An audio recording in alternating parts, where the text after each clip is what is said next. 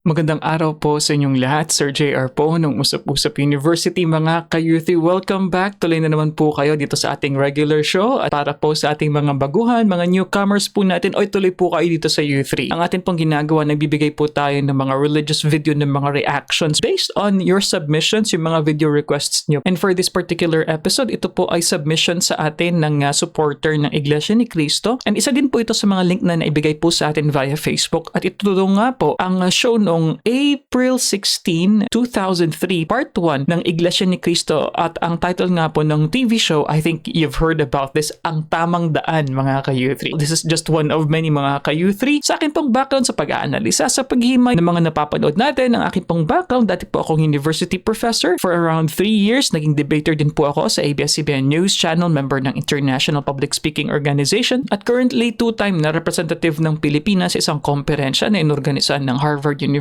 sa Amerika. So I think, mga ka-U3, obvious po yan, hindi po ako member ng INC. Isa lamang po akong hamak na video reactor. So as I'm watching this video, maaari po akong mag-agree, or I may sound that I am disagreeing, but I am just giving my instant and honest reaction. So sana wag po kayong magagalit. But definitely sa U3, wala po tayong religious agenda. Wala tayong sinasabi na ang isang relihiyon ay dapat niyong kaaniban or wag niyong kaaniban. So let us watch this video together. Sabayin niyo po ako.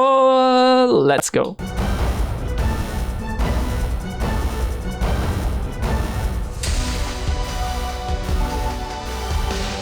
Tamang daan.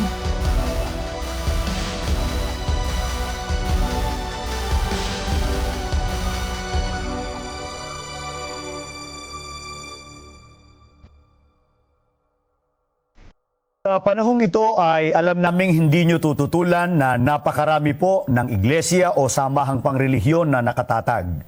Ang iba po ay nakarehistro sa pamahalaan. Ang iba po ay hindi.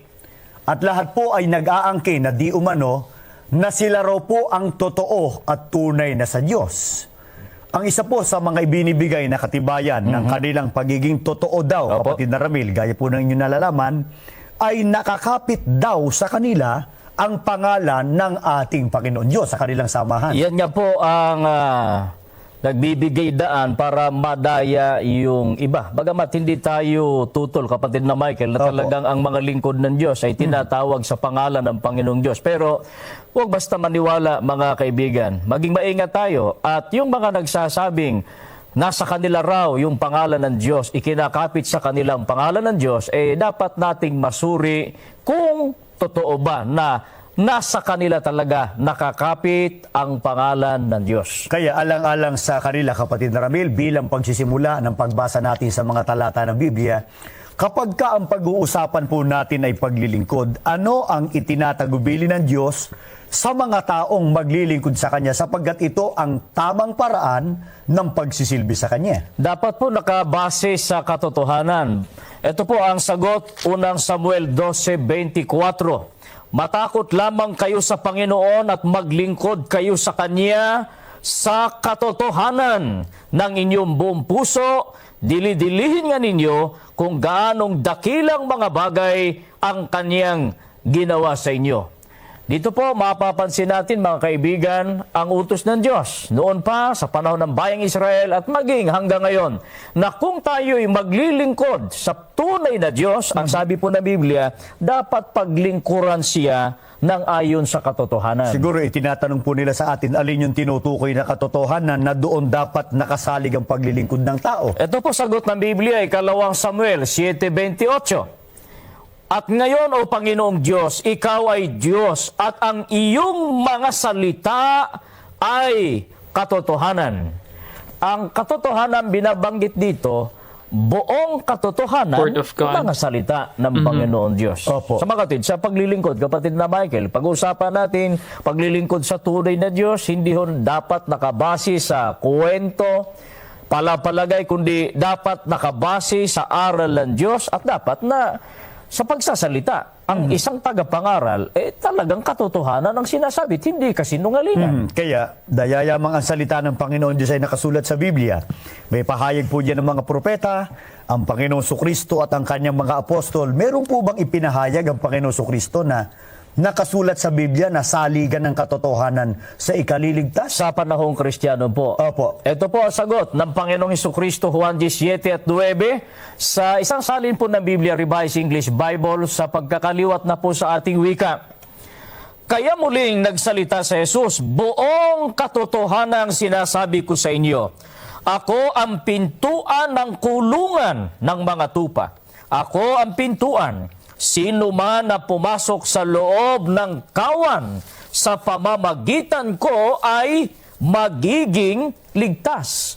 Ang isa po sa mga katotohanan na itinuro ng Panginoong Hesukristo noong unang siglo, ang sabi ho niya, dapat na pumasok ang tao sa loob ng kawan upang siya ay maging ligtas pagdating ng araw ng paghuhukom. Sa bagay, tinalakay na po natin sa mga nakaraang kapatid na Ramil. Alin po ang kawan na tinutukoy? Yan po ay ang iglesia. Batay po sa Gawa 20:28, sa salin ni Lamsa at sa iba pang mga salin ng Biblia. Opo, kaya sa puntong ito, napatunayan po natin mga kababayan na ang tunay na naglilingkod sa Diyos sa panahong Kristiyano, nasa loob po ng tunay na iglesia na tinatawag po ng Biblia, Iglesia ni Cristo.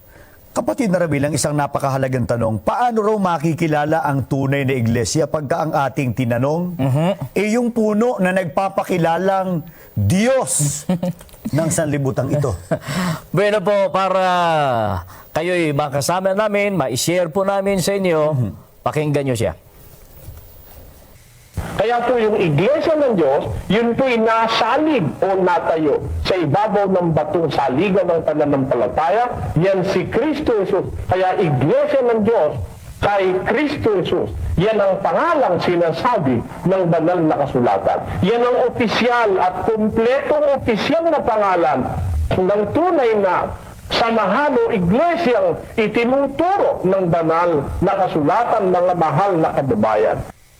Napansin po ba ninyo, para po sa Kanya, Sa part po na yung snippet po kanina ng video, it could have been better, I think, if it's an actual video sana, Kasi what we have was an audio file. But doon sa audio file, narinig natin, ang sinasabi ni Brother Eli is that ang official daw na pangalan, ng tunay na iglesia is, yun nga, Iglesia ng Diyos kay Kristo Jesus. So I'm anticipating here that the argument of Brother Michael is that we can never see this exact, kumbaga na word for word na Iglesia ng Diyos kay Kristo Jesus in the Bible, or maybe yung additional pa nito yung parang saligan, di ba? Something like that. Because what I remember mga ka-youth is na-discuss na rin po kasi ito sa ating mga previous po ng mga episodes. Most likely that will be the point of attack. However, if you also notice, doon naman po sa side ng Iglesia ni Cristo as they were explaining yung kanina, yung sheepfold nga po, you will be saved when you are inside. When you come into the fold, ang kawan daw po ay ang Iglesia. And ito po ang Iglesia ni Cristo accordingly. Although, of course, the version that they often would be citing would be yung Lamsa version, which honestly mga ka-U3 is not the major quote-unquote and standard na translation. Dahil kung titingnan natin ang ibang translations, mostly NASB, NIV, King James Version, mostly it's not Iglesia or Church of Christ, but Church of God, mga ka-U3.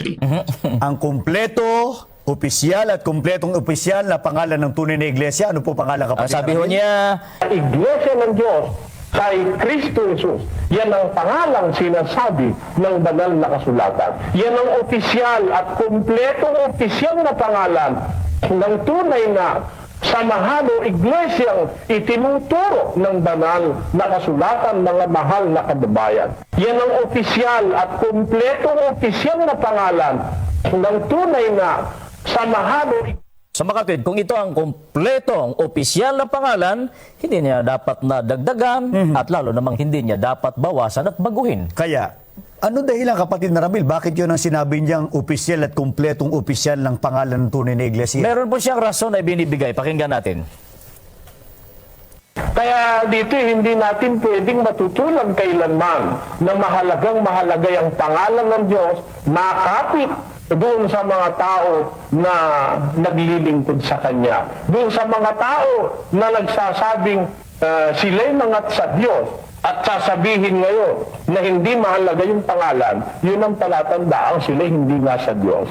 Sapagkat ang isang napakahalagang doktrina, maging sa matandang tipan, maging sa batang tipan, yung pangalan ng Diyos na mahalagay makapit sa kanyang mga lingkod. Ang katunayan nito na ay doktrina sa Bagong Tipan sa 3:14 ng Efeso. Pakinggan niyo ang nakasulat, mga mahal na kapatid.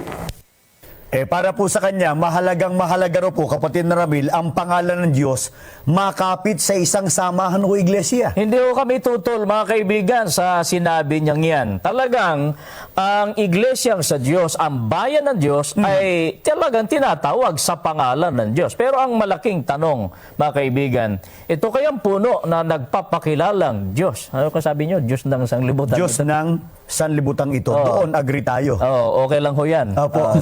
Akmang-akma naman eh. Di po ba? Pero ito tanong, ito kayang sinasabi niya na iglesia ng Diyos kay Kristo Jesus, kumpleto at opisyal na pangalan, hindi ba niya binago?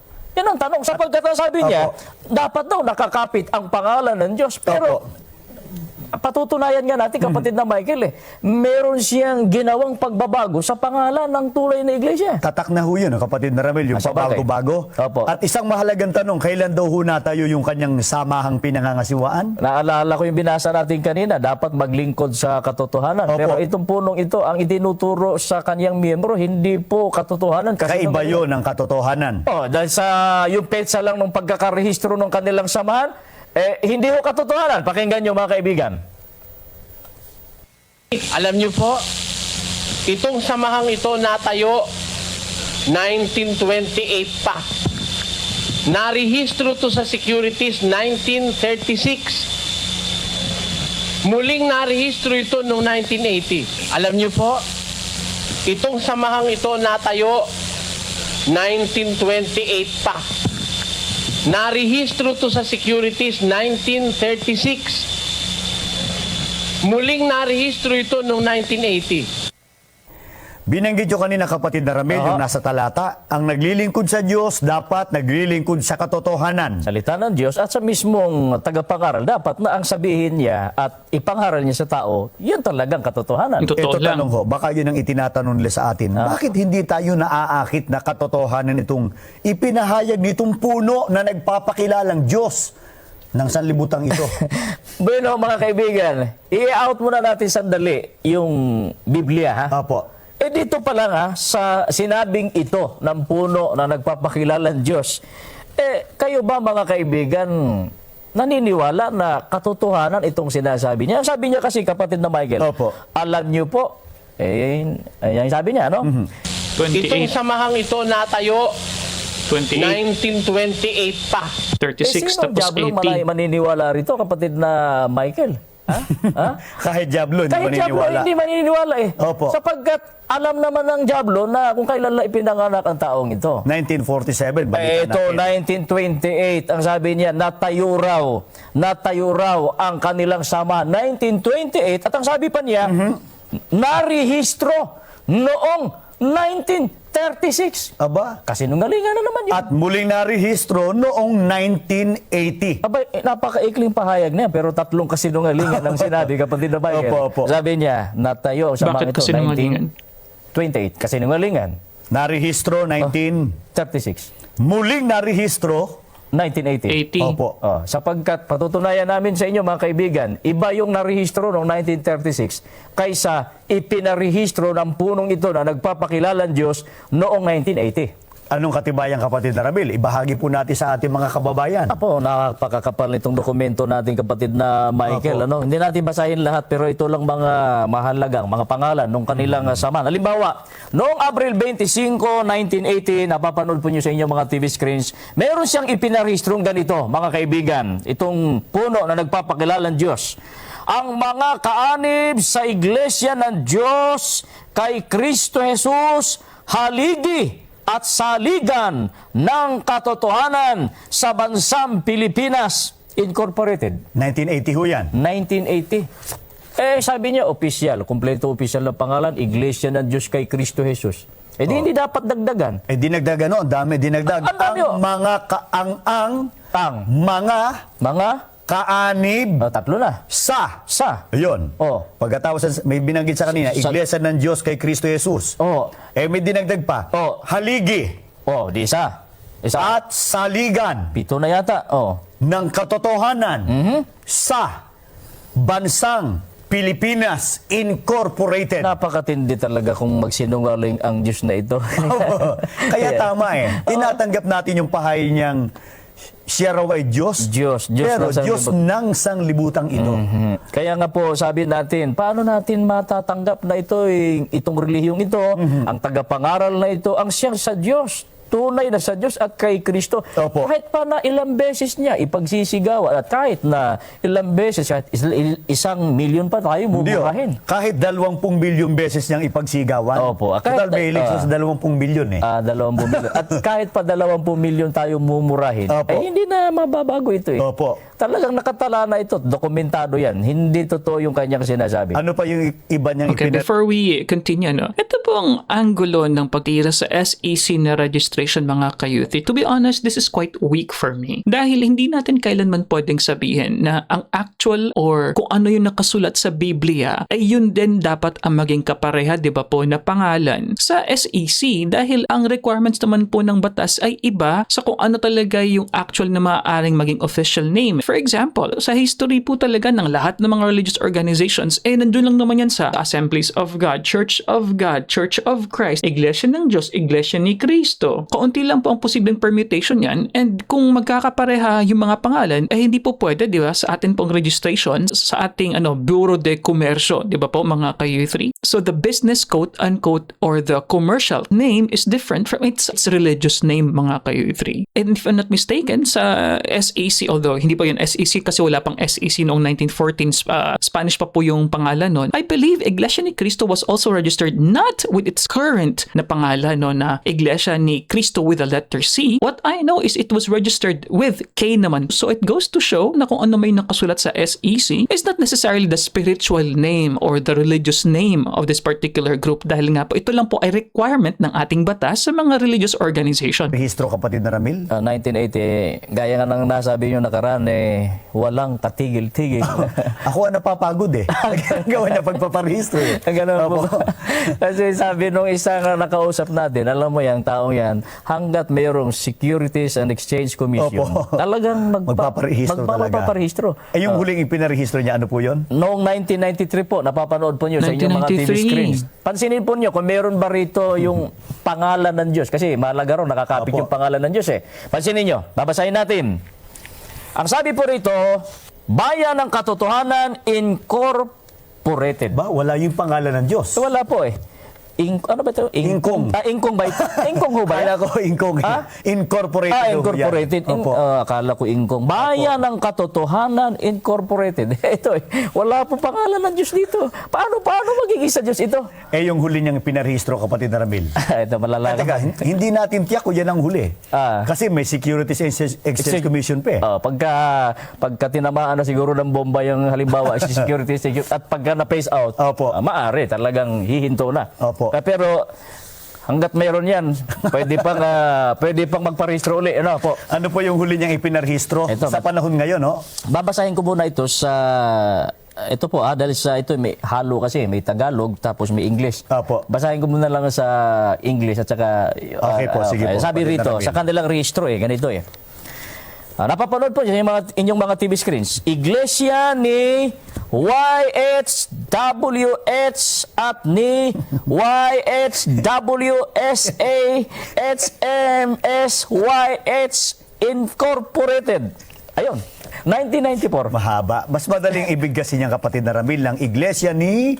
Sa old yung dating paraan ng pagbigkas ng Pilipino. kababayan natin Pilipino. Opo. Yung karaniwang alam sa Tagalog. Abakada. Opo. Para hindi ko kayo mahirapan, mga kababayan, ang huling ipinarehistro po nitong puno na nagpapakilalang Diyos ng sanlibutan ito, iglesia ni Yahawaha at ni Yahawasaa Hamasayaha Incorporated. This program na Ang Tamang Daan, I do remember, watching some snippets or some episodes of this when I was young. I was in high school. Siguro I was too young and I still did not understand why. But of course, ito po ay palitan ng dalawang grupo ng MCGI ngayon, na hindi nga MCGI pa ang pangalan nito kasi 2003. So, ang mga kaanib sa Iglesia ng Diyos kay Cristo Jesus, Haligi at Saligan ng Katotohanan sa Bansang Pilipinas ang haba. So that was the name of MCGI before versus Iglesia ni Cristo. So yung dalawang show, ang dating daan at ang tamang daan, and palagi po sila nagsasagutan. Kaya nga po may mga inside po sila ng mga references. Hindi ko nga po alam yung sinabi 20 million na ano ba yun, pagmumura or something like that. And then na-mention din po dito ni Brother Michael na Brother Eli Soriano daw mentioned that he is a god, no, ng sanlibutan, mga ka-U3.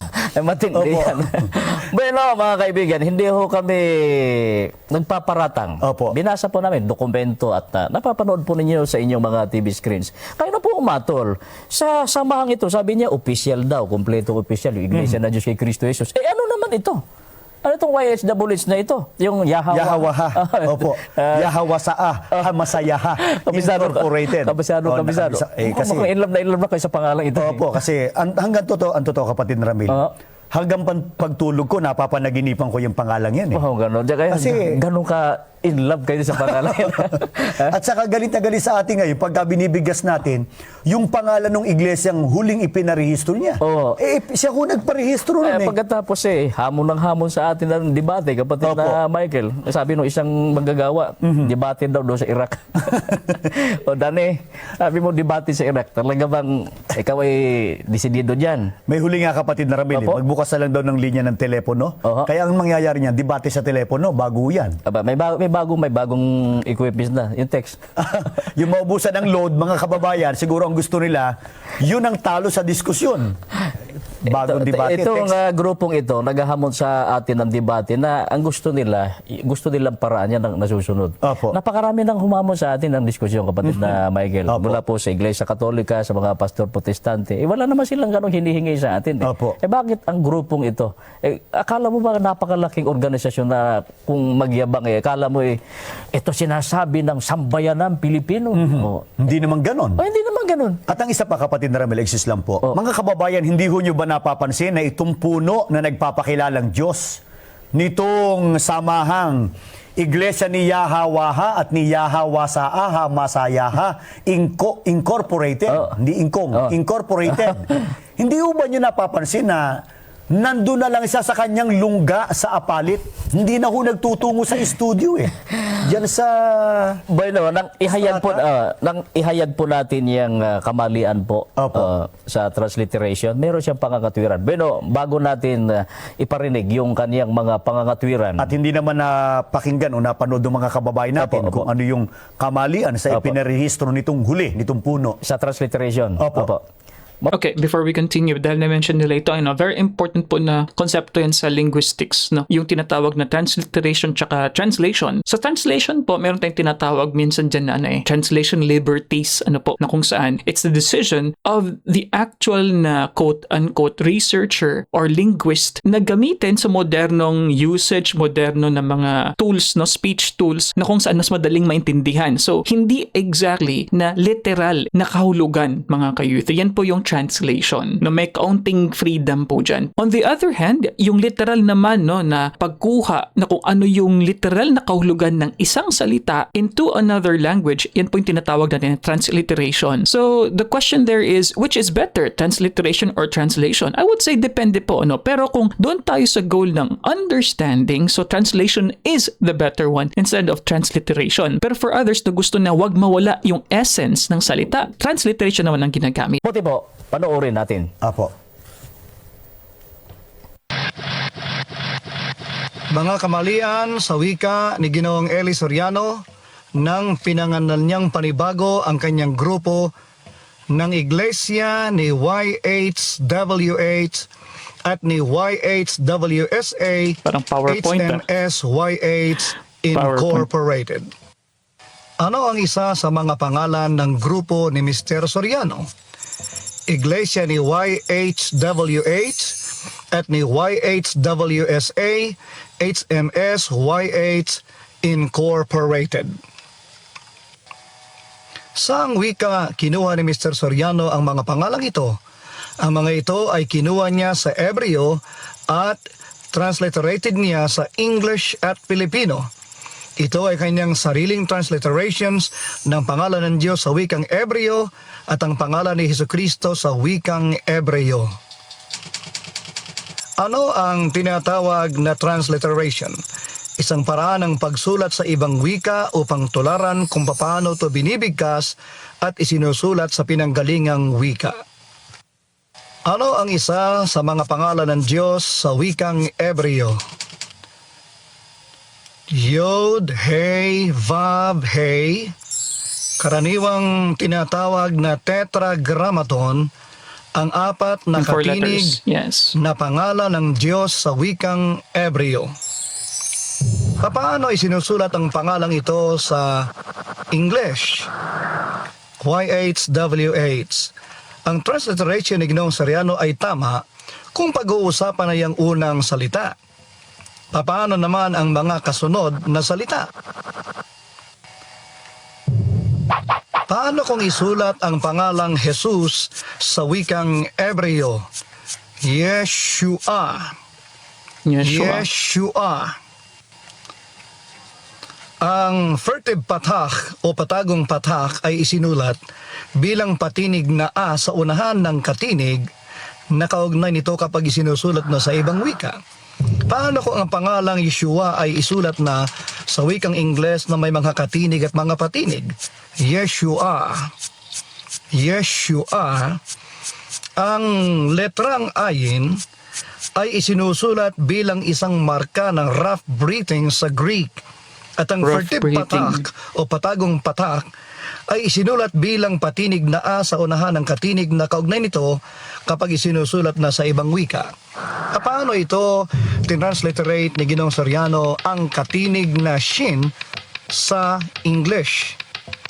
Ang katagang shin ay kanyang isinalin lamang bilang H.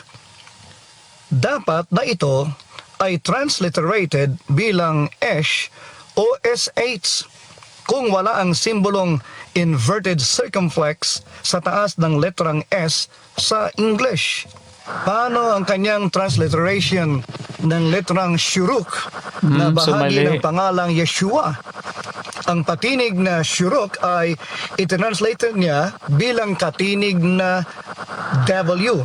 Dahil sa ito ay patinig at hindi katinig, dapat na ito ay transliterated bilang U sa Englishman o sa Pilipino.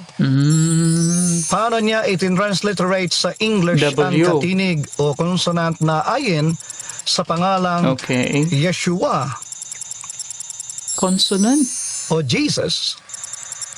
Ang katinig na ayin ay transliterated bilang katinig o vowel na A. Pero it should not be, no? Ito ba ay tamang transliteration? Tama ba si Ginoong Soriano sa kanyang transliteration? Hindi. Ano ang kanyang kamalian sa transliteration ng letrang ayin sa English? Ang katinig na ayin na hindi dapat na i-transliterate bilang letrang A dahil sa ito ay guttural Guttural at isang throat. silent letter. Ito ay karaniwang transliterated bilang Apostrophe? as isang simbolo ng rough breathing sa Greek. Kaya ano ang tamang paraan ng transliteration sa English ng Hebreong terminong Yeshua?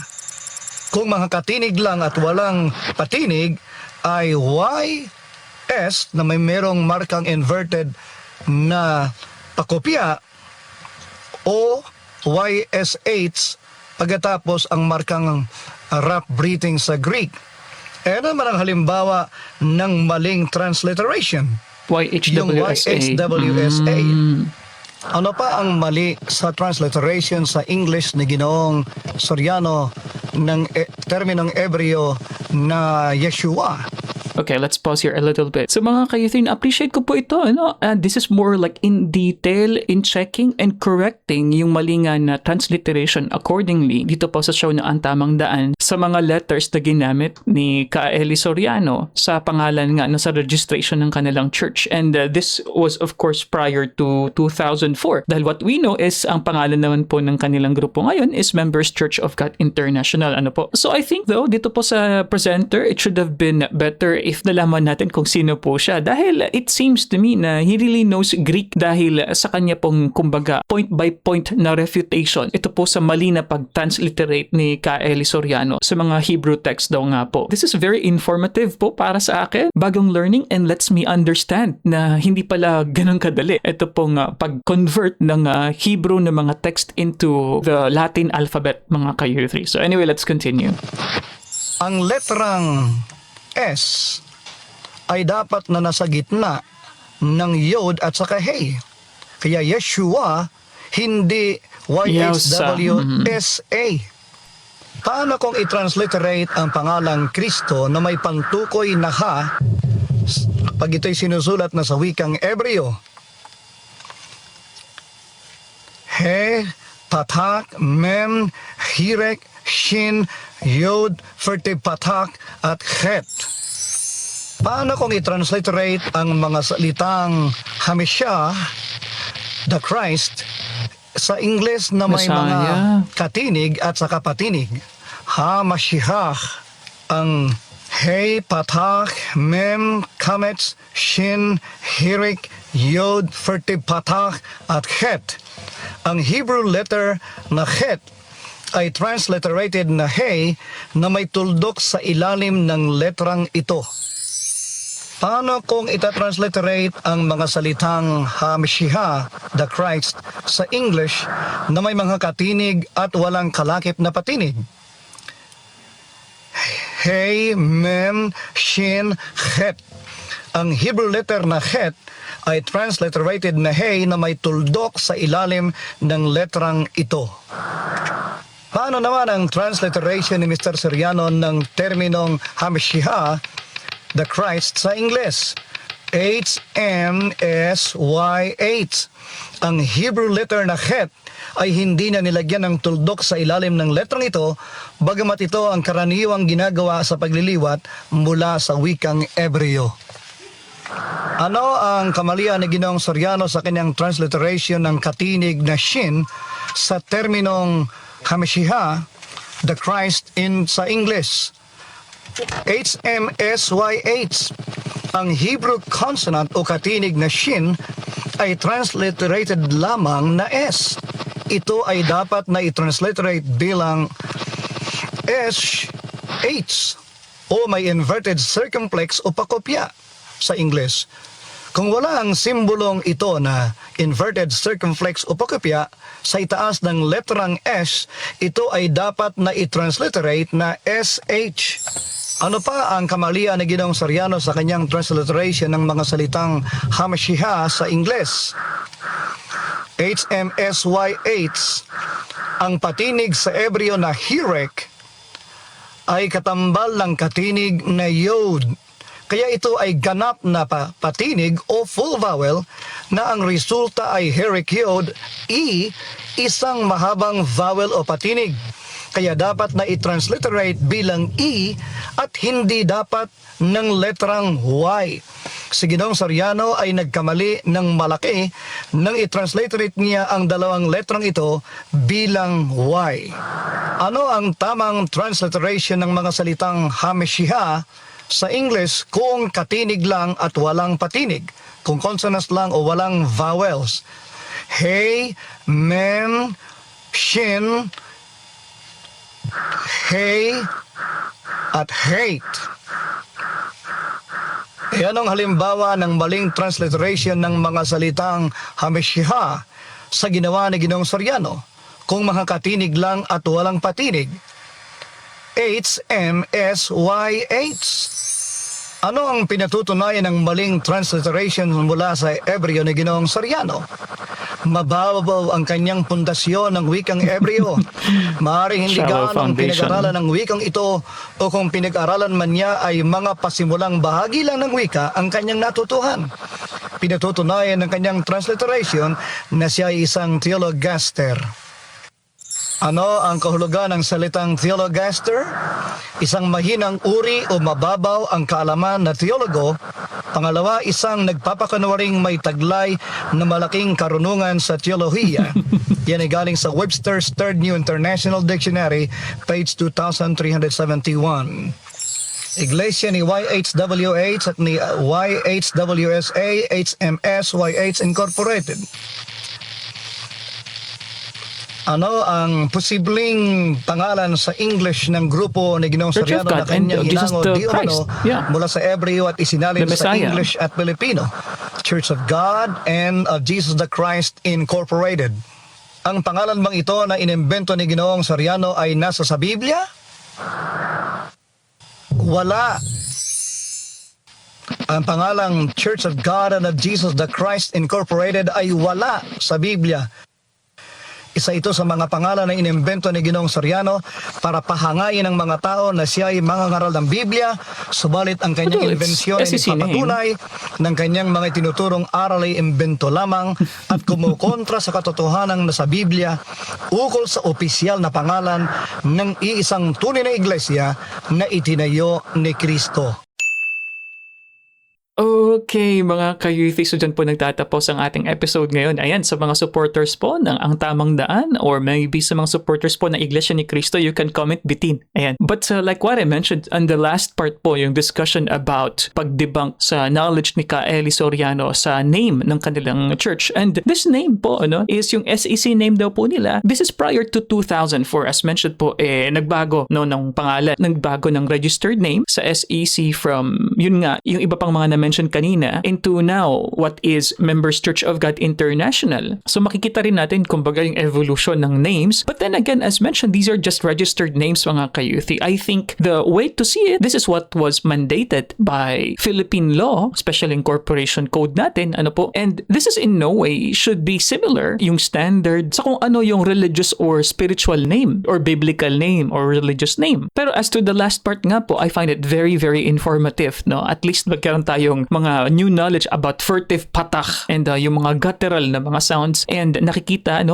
I'm guessing a Greek expert mula po sa Iglesia ni Cristo or someone who probably speaks Greek, and appreciate ko po yung kanila pong pagtulig sa at pag-highlight dun sa kamalian sa sinasabing transliteration nga. Basing on his PowerPoint presentation, ayan, I would say na indeed merong kakulangan pa sa pag-understand ng Hebrew dun po sa pag-translate into the Latin alphabet mga ka-U3. So yung study po ng wika ay hindi po madali. Ito po ay siyensya, Kaya hindi rin po madali yung trabaho ng mga linguists, and you really need a deeper understanding. Pero yung conclusion doon ng presenter kaniya, theologaster agad. Ibig sabihin daw po ay fake na theologian, Kumbaga may mababaw lamang na foundation or kaalaman sa tunay na art and science of language mga ka-youth, especially sa Hebrew. And that's why, in my opinion, it's really important, not just for the names, kundi yung actual din talaga ng mga text ang dapat nabalikan ng isang tao na gustong malaman ang Biblia. That's my opinion, Kinakailangan natin maging expert sa Aramaic, sa Greek at saka sa Hebrew, dahil yan yung mga major na mga languages na kung saan naisulat originally ang atin pong Biblia. And if you just rely on a particular translation, or if you just rely on a particular lamang na English text or Filipino text, magkakalabo-labo po dahil hindi natin alam, dahil in my view, it is important for you to know the actual background of the text, At yung context niyan, base sa kung anong wika siya sinulat o sinalin mga ka-U3. But anyway, what do you guys think about this presentation of Ang Tamang Daan? So, matagal na po itong palitan ng dalawang show, Tamang Daan versus Ang Dating Daan. And anyways, if you like these kinds of contents, you already know what to do. You can watch that video over there. Playlist over here, subscribe for more kung hindi ka pa subscribe, and I'll see you guys next time. Next video na naman, next episode, I'll see you there. Peace, bye-bye.